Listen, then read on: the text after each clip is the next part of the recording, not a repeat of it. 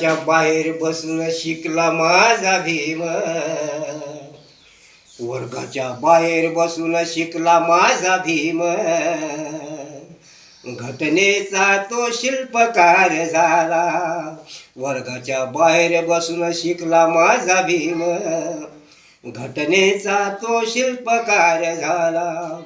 वर्गाच्या बाहेर बसून शिकला माझा भीम,